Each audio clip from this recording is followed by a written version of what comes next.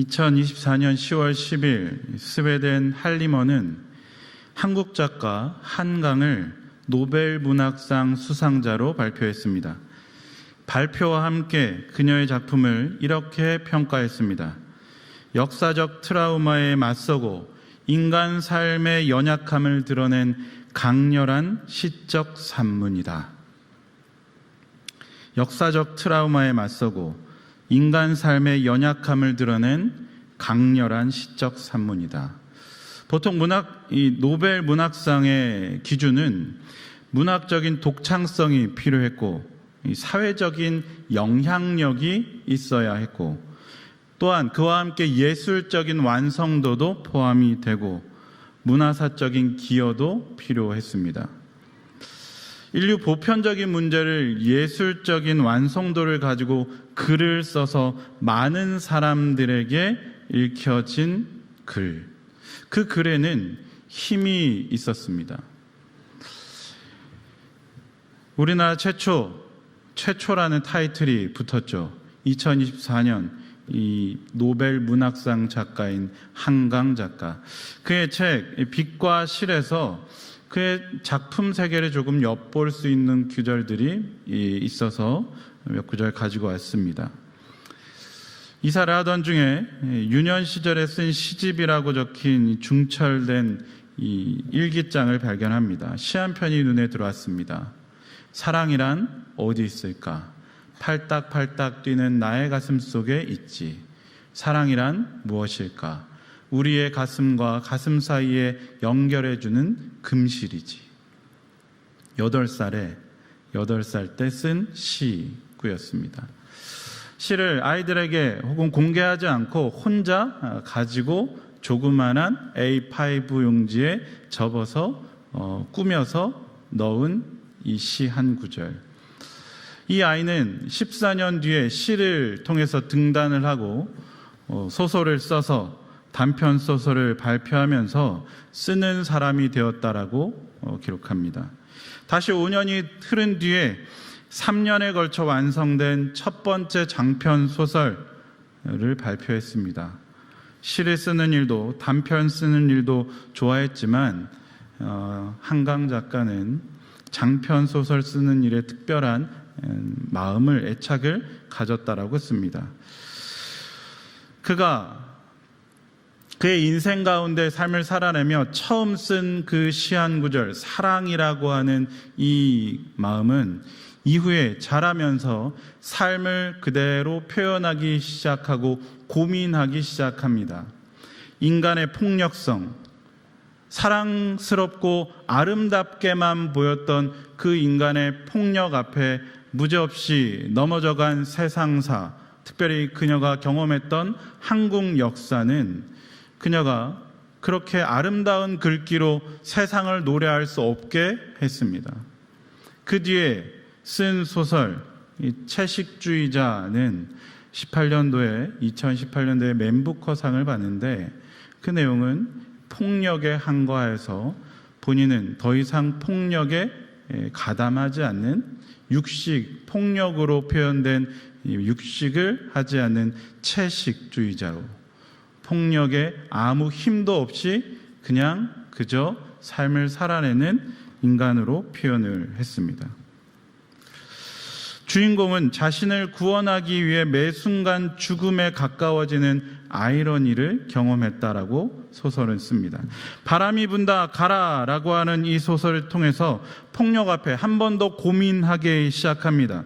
흔들리는 그 폭력 앞에 분투하며 폭력으로 죽어만 가는 것이 인생이 아니라 생명으로 진실을 증거해야 되는 것 아닌가라는 고민을 하고, 히라버 시간이라고 하는 소설을 통해서는 각자의 그 폭력 가운데서 스스로의 그 연약한 인생이 어떻게 생명을 꽃피우는지에 대해서 썼습니다.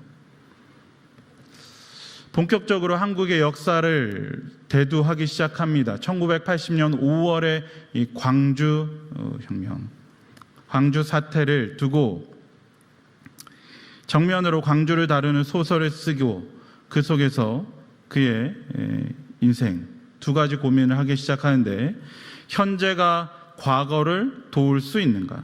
산자가 죽은 자를 구할 수 있는가? 그러던 중 한 젊은 야학교사의 일기를 읽게 됩니다. 1980년 5월 당시 광주에서 군인들이 잠시 물러간 뒤 열흘 동안 이루어졌던 시민자치의 절대 공동체에 참여했고, 군인들이 되돌아오기로 예고된 새벽까지 도청 옆 YMCA에 남아있다 살해되었던 수줍은 성격의 한 조용한 사람 박영준이 그 마지막 반에 이렇게 썼습니다.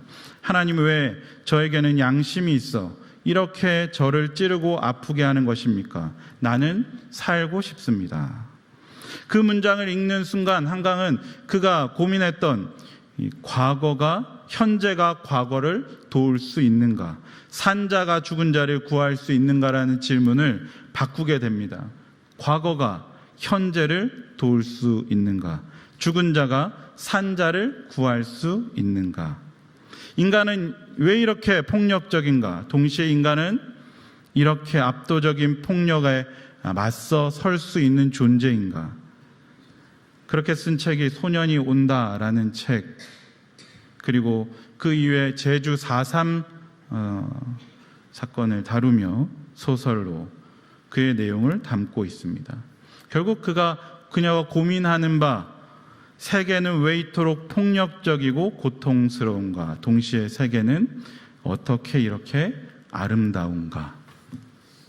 한 소녀의 사랑은 금실이다라고 하는 아름다운 시 한 구가 그녀의 인생을 살아내며 그녀의 살아왔던 환경을 통해서 처절하게 분투하고 고민하고 씨름했던 그 폭력 앞에 멀게만 느껴지고 아우러지는 어떤 와닿지 않는 어떤 누군가의 죽음이 그의 인생의 삶에 그 고향에서 일어났던 일이 고민이 되고 다시 해답을 찾아가는 과정으로 소설을 썼고, 그것이 인정받아서 소설 노벨 문학상을 타게 된 것이죠.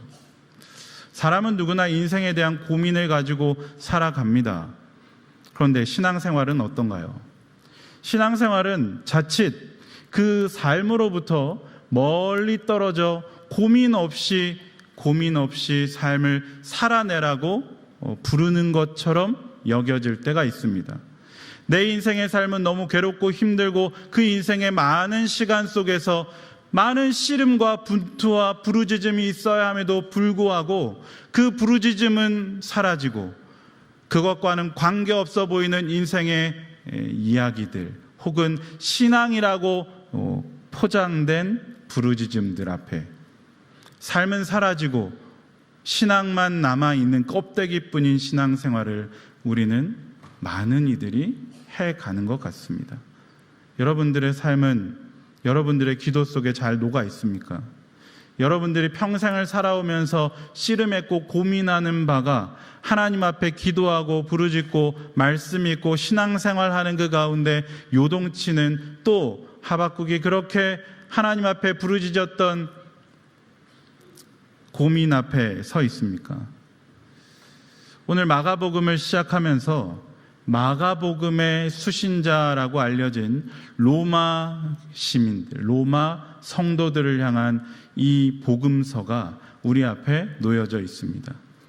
마가복음은 AD 64년경 기록되어졌다라고 알려져 있습니다.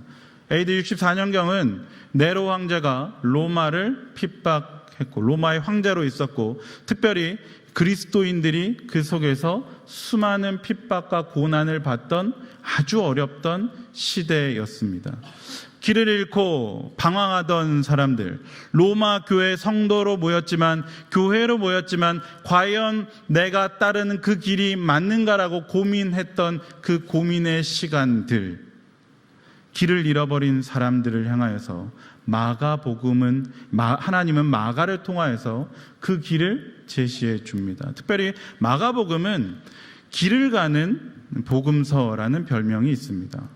마가복음은 전체적으로 그 길을 걸어가는 모습을 그립니다. 광야에서, 갈릴리에서, 길에서, 예루살렘에서, 다시 무덤에서 부활하신 예수님의 이야기를 들려주면서 길을 잃어버린 로마 성도들을 향하여서 그 길이 무엇인지를 말해주고 있는 복음서.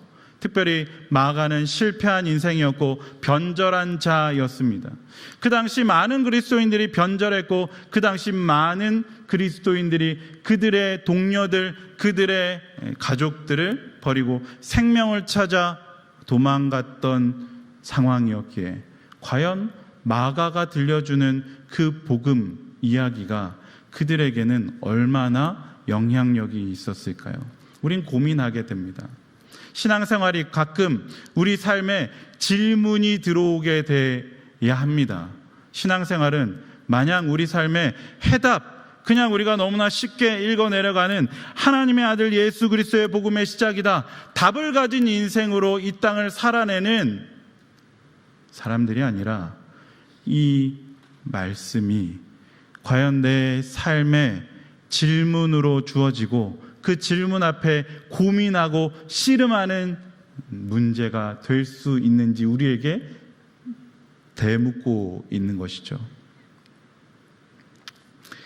옆에 있는 성도님들에게 이렇게 인사하시죠. 오늘도 해답을 잘 찾아갈 수 있길 바랍니다. 이렇게 인사하시죠. 길을 잃어버리는 인생, 도무지 알 수 없는 인생, 내가 살아왔던 그 길이 잘 살아왔다라고 생각을 하고 또 그 길이 맞다고 여겨서 평생을 왔지만 아주 한순간 아주 사소한 일로 아주 사소한 질문 하나가 우리가 걸어온 그 길을 잃어버리게 합니다. 여러분들은 그런 경험이 있으십니까? 아마 이 자리에 항상 같이 있을 줄 알았던 어느 분 혹은 그 어떤 인생이 그런 질문에 결국 해답을 찾지 못한 채 길을 잃어버리고 떠나버린 자들도 있을 줄 압니다. 코로나를 지나면서 많은 사람들이 가난, 교회는 안 다니는 성도들로 전락해버렸습니다. 교회라는 곳에서 해답을 찾을 수 없다라고 생각을 한 것이죠. 과연 그럴까요? 오늘 이 본문을 통하여서 우리는 마가복음을 쭉 읽어가며 또 때마다 일마다 시간이 될 때마다 마가복음서를 붙들어내면서 길을 찾아 다시 그 길로 들어설 수 있는 삶이 될 수 있길 소원합니다. 마가복음을 시작하면서 하나님의 아들 예수 그리스도의 복음의 시작이라 라고 시작합니다. 그 흔한 다른 복음서에서 들려오는 예수님의 탄생 이야기 혹은 예수님의 어린 시절의 이야기 혹은 그 비슷한 이야기들은 할 수 있는 상황적 여건이 되지 않았을 것입니다. 마치 바울이 갈라디아 교회를 향해 편지를 쓰면서 기타 여러 다른 설명은 다 차지하고 오로지 그 복음, 급하게 그들에게 꼭 필요했던 하나님께서 주신 말씀을 전하여야 했던 것과 마찬가지로 마가복음은 아주 간략하고도 선명하게 그들이 잃어버린 그 길에 올바로 서야 될 것에 대한 첫 구절로 하나님의 아들 예수 그리스도의 복음의 시작이다라고 그 복음서의 첫 마디를 시작합니다. 하나님의 아들 예수 그리스도, 예수 그리스도. 복음은 그 당시 우리가 오늘날 문화를 무시하고 상황을 무시한 채 그렇지 복음은 예수지라고 표현하게 답을 미리 급하게 내는 것을 미루고 조금 더 천천히 이 한 구절에 주목하게 합니다. 길을 잃어버린 자들에게 이정표는 너무도 중요하죠. 내가 옳다고 여겨졌던 그 길, 익숙했던 그 길, 또 한순간 낯설어져 버린 그 길 앞에서 당황하고 무너질 수밖에 없는 그 마음과 삶이 밝게 빛나는 너무도 중요한 이정표 하나를 발견하는 것처럼 오늘 우리에게 마가복음은 하나님의 아들 예수 그리스도가 복음이다라고 우리에게 선명하게 말씀해 주십니다. 오늘 복음 1절 이 어순대로 우리말로 써보면 시작, 그 복음, 예수 그리스도 아들입니다. 결국 마가복음은 예수는 그리스도, 메시아이며 그는 하나님의 아들이라고 선언하고 분명하고도 선명하게 선언하고 있는 것입니다. 그것이 복음이고 그에 대해서 쓰겠다라고 말합니다.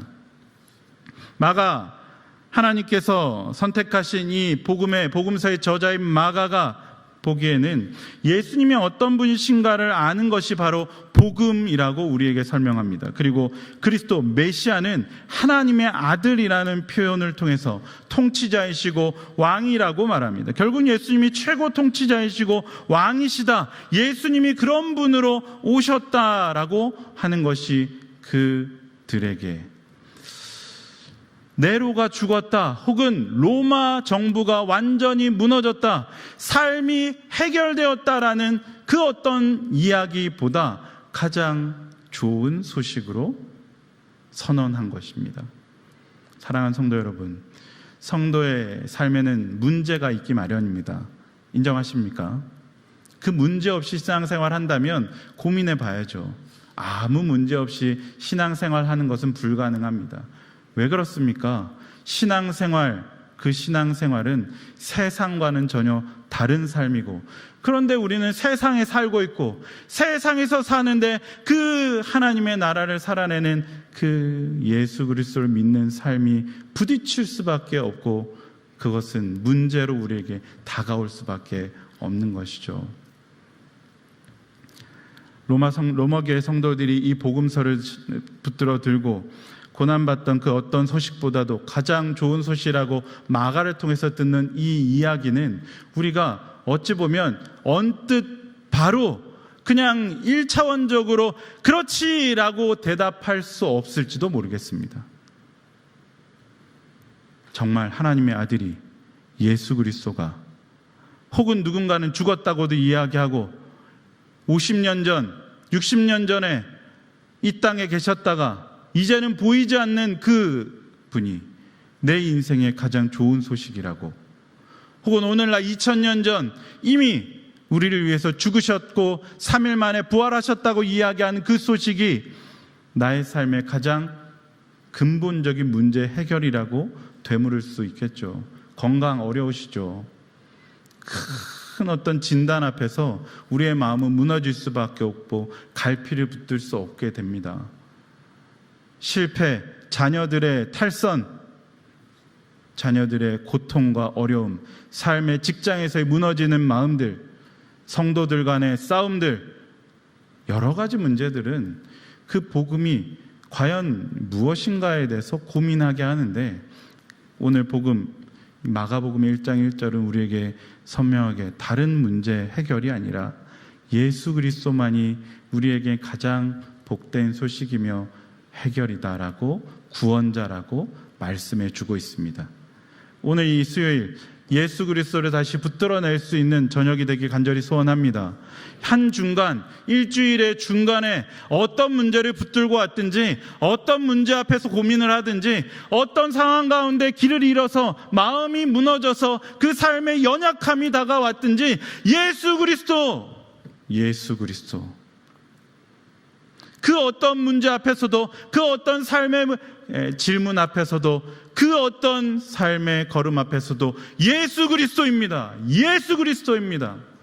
사단이 아무리 우리의 마음을 올가매고 연약하게 우리의 마음을 붙들고 그 심령을 갉아먹는다 할지라도, 그 마음, 이 선선한 바람 앞에서 우리의 마음이 흔들리게 만들지라도, 해결되지 않는 어려움 앞에 있다 할지라도 예수 그리스도가 하나님의 아들이며 그 하나님의 아들인 예수 그리스도가 나의 구원자이시며 그 예수 그리스도가 내 삶의 가장 중요한 소식이라는 고백은 내 인생에 오늘 다시 이 정신을 번쩍 차리고 다시 하나님 앞에 맞습니다, 그렇습니다 라고 고백해야 되는 구절인 줄 믿습니다. 2절과 3절입니다. 우리는 예수님을 기준으로 구약시대와 신약시대로 나누어서 이해합니다. 그런데 이 글을 읽는 유대인들은 어떨까요? 특별히 이스라엘 백성들은 광야 시대를 지나왔고 정착 시대를 지났고 그 뒤에 포로 시대 그리고 귀한 시대로 그들의 역사를 구분했습니다. 그리고 광야 시대와 정착 시대에서 이 정착하는 과정에 초기에 정복했던 그 시기를 완전히 결정지었던 사람이 바로 다윗이었죠. 다윗. 그들은 다윗 왕 생각하면 그 땅을 완전히 차지했을 때를 기억했을 것이고 모든 그 이스라엘 땅에 평화가 찾아왔던 때를 추억했을 것입니다. 그리고 그 다윗은 그들의 인생, 그들의 역사 가운데 잊을 수 없는, 그리고 다시 기대하고 고대할 수밖에 없는 인물이었습니다. 유대인들은 다윗을 고대했습니다.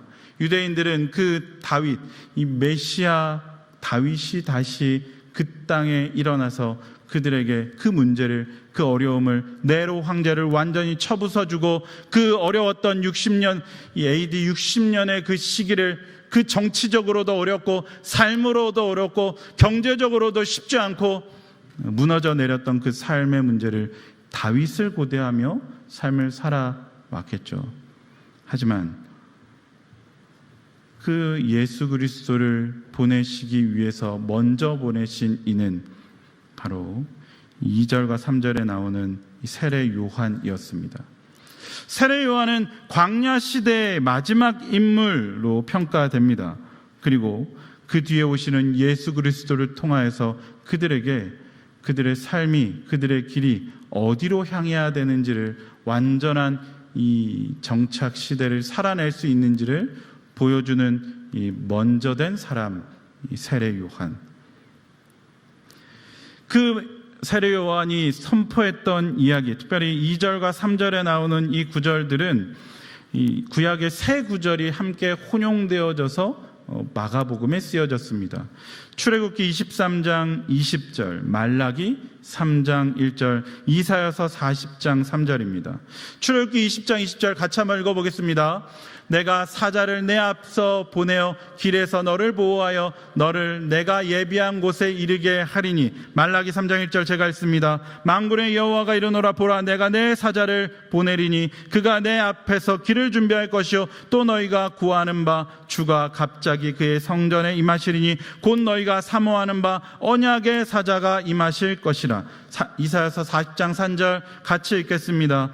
외치는 자의 소리여 이르되 너희는 광야에서 여호와의 길을 예비하라. 사막에서 우리 하나님의 대로를 평탄하게 하라. 마가복음은 이스라엘에 다윗과 같은 왕이 나타났다고 선언하고 있습니다. 그분이 바로 예수님이다 우리에게 선언합니다. 그리고 그리스도 메시아 하나님의 아들이라는 표현을 통해서 왕이라는 말로 표현합니다. 결국 예수님이 최고의 통치자이시며 왕이시며 예수님이 그런 분으로 오셨다. 이것이 복음이다 라고 말씀합니다. 이 땅에 예수 그리스도께서 오셨고 우리의 죄를 대신하여 값을 완전히 치러내시며 십자가에서 죽으셨으며 그것이 끝이 아니라 3일 만에 부활하심으로 2000년이 지난 지금 우리의 삶에 그렇게 고대하고 바라는 성공, 해결, 건강, 대대손손 누리는 것, 그 어떤 문제 앞에서도 이것과 견주어서 결코 우리에게 좋은 소식일 수 없다라고 우리에게 말씀해 주고 있습니다. 가을이 다가오고 있습니다. 이 가을을 시작하며 어떤 마음으로 준비하십니까? 8월의 어느 한 수요일이구나. 그렇게 시간을 보내기엔 이 시기, 우리에게 주어진 오늘은 너무 아까운 시간입니다. 왜냐? 하나님께서 꼭 우리에게 필요하기 때문에 주신 시간이기 때문이죠. 그러면 여전히 길을 잃고 여전히 무엇이 옳은 것인지 고민하며 무엇을 붙들어야 되는지 씨름하며 그 언저리의 어떤 그것들만 바라보며 후광만 바라보며 살아내는 인생이어야겠습니까? 아니다라고 말합니다.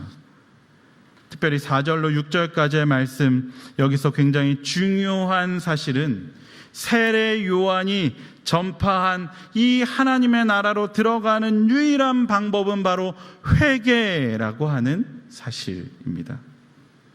교회를 열심히 다니고 있습니다. 어렸을 때부터 교회를 다녔습니다. 잠시 떠난 것 같습니다. 혹은 다시 돌아올 것에 대한 기대가 있습니다. 여러 기대, 여러 가지 소원, 여러 가지 마음들이 있지만 반드시 우리는 점검해야 합니다. 내가 과연 회개한 자인가? 그 복음 앞에서 이것도 내 해답이 아니고 저것도 내 해답이 아니고 이것도 내 삶의 근간을 흔드는 문제가 아니고 이 상황도 나이가 완전히 무너져서 포기해야 될 것이 아니라 예수님이 유일한 내 삶의 해결입니다라고 나는 고백했는가?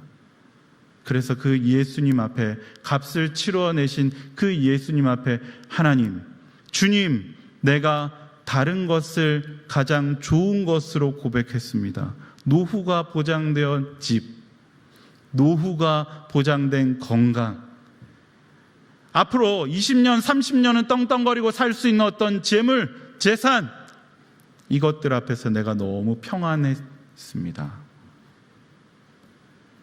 예수 없는 인생은 결코 평안해서는 안 됩니다. 예수 없는 인생은 결코 평탄해서도 안 됩니다. 죄송합니다. 수요일날 어렵게 나왔는데 이게 강단에서 좋은 말은 못하고 예수 없는 인생은 문제가 있는 인생이라뇨. 난 좀 평안한 마음으로 수요 예배 왔는데 고민을 안고 가십니까? 고민해야죠.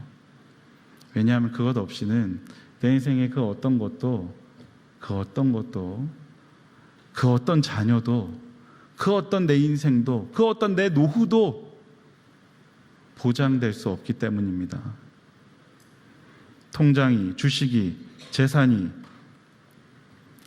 그 어떤 것도 우리의 삶을 안정시킬 수 없습니다. 월세를 받고 계십니까? 그 월세가 내 삶을 보장해 주지 않습니다. 예수 그리스도가 내 인생의 복음이다라고 말씀합니다. 그 예수 그리스도는 앞에 선 교역자도 아니요, 말 잘하는 어떤 이도 아니요, 능력 있는 어떤 사람도 아니요, 조용히 와서 어떤 일부의 집단만을 많이 숭배하는 어떤 자도 아니요, 다시 오실 텐데 그때는 모든 이가 다 알 수 있도록 오신다라고 말씀하신, 기다리라 라고 말씀하신 분이십니다. 7절로 8절까지 그가 전파하여 이르되 나보다 능력 많으신 이가 내 뒤에 오시나니 나는 굽혀 그의 신발끈을 풀기도 감당하지 못하겠노라 라고 말하며 8절 한번 같이 읽어보겠습니다. 나는 너희에게 물로 세례를 베풀었거니와 그는 너희에게 성령으로 세례를 베푸시리라. 아멘. 7절에서 요한은 자기보다 능력 많으시니 자신은 그 신발끈을 풀기도 감당하지 못할 즉 노예라고 여겨지기도 감당하지 못할 분이 오신다라고 고백하고 8절에서 성령으로 세례를 베푸실 이가 오신다라고 선언합니다. 즉 유대인들의 완전한 정착에, 그 정착을 이루고 하나님 나라를 완성할 분이 오신다는 것이죠. 자신은 광야에 속한 자이기 때문에 약속의 땅에 정착시킬 참 그리스도가 아님을 나타냅니다. 그는 요단강에서 세례를 베풀었는데 요단은 여호수아가 가나안을 정복하기 위해서 건넌 강이죠. 그 강이 갈라지고 이스라엘이 가나안에 들어간 사건 자체가 세례를 떠올리게 하는 사건이었습니다. 우리가 세상의 역사를 예수님 이전과 예수님 이후로 나누는 것처럼 우리 개인의 역사 역시 예수님 이전과 예수님 이후로 나뉘게 마련입니다. 모태신앙으로 태어난 사람이라 하더라도 예수님을 온전히 알기 전과 그 이유는 완전히 달라집니다. 그리고 그 변화는, 그 중심에는 회개가 있어야 합니다. 과거의 죄악을 즐기던 삶에서 완전히 떠나 거룩한 삶으로 돌이키는 것이야말로 하나님의 그 길, 그 출발선상에 놓으신 하나님의 계획이시고 하나님의 뜻입니다. 말씀을 마무리합니다. 수요일은 일주일의 한 중간쯤 됩니다. 8월 이 수요일은 1년의 계절의 한 중간쯤 되는 것 같습니다.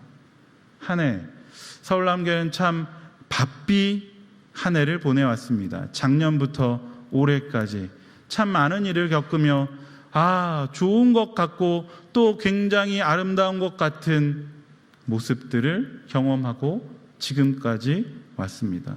우린 점검해야 합니다.